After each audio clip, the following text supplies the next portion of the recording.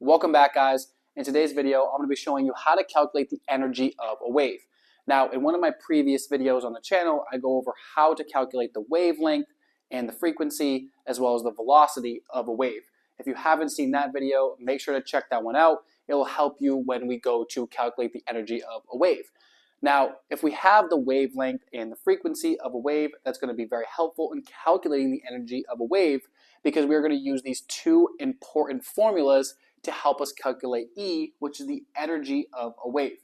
Now, when we calculate the energy of a wave, it's important to note the energy of that wave is going to be in joules, right? This capital J is for joules. Joules is going to be the unit that we're going to use when we are solving for an energy value. So, what are these important formulas? So, there are two forms of this formula. Essentially, they're the same thing, and I'll explain why in a second. So, E is equal to H times this Greek symbol. It looks like a V. It stands for frequency. So H is actually something called Planck's constant, right? It's a constant. It doesn't change. And H is equal to 6.626 times 10 to the negative 34 joules times seconds, right? So that is what this stands for. Now this is the symbol for frequency, right? And that's going to be in 1/seconds. So that makes sense. If we multiply something with the unit joules times seconds times 1/seconds, the seconds will cancel out and will be left in joules. So we can find the energy of a wave by multiplying this Planck's constant, which never changes, by the frequency of that wave. Or if we're given the wavelength instead of the frequency of a wave, we can use this form of the formula, which E for energy is equal to H, which is Planck's constant again, times C over lambda, right? This is lambda. It stands for wavelength. Now, this is essentially the same formula repeated twice, because remember, the formula for a wave, right? C equals lambda times frequency, right? And frequency, if we solve for frequency in this formula right here, we would see that if we took C divided by lambda, right, we would have our frequency, right? So all we did here was take our frequency and substitute what it's equal to, right, which is C over lambda, right?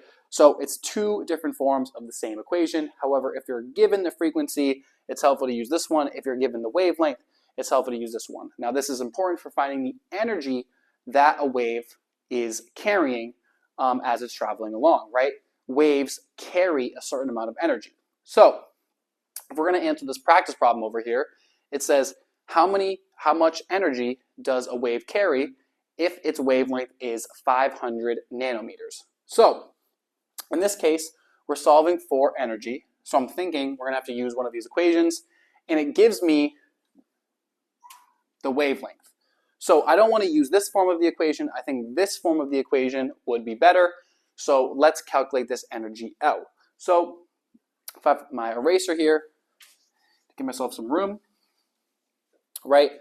So the energy of this wave is going to be equal to H, which is 6.626 times 10 to the negative 34 joules times seconds, right?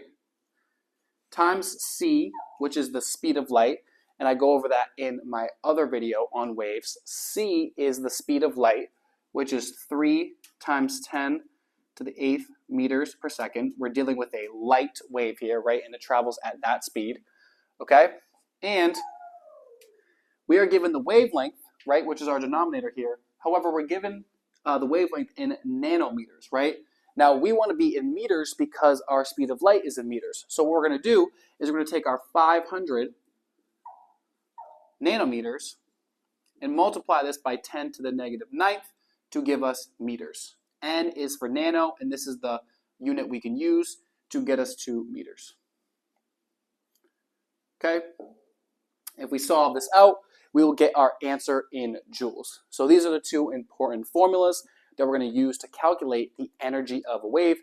It's important to note that a wave, it has a wavelength, it has a frequency, right? It has a velocity, and it also carries a certain amount of energy in joules. Thanks for watching, and make sure to check out the rest of the videos on the channel.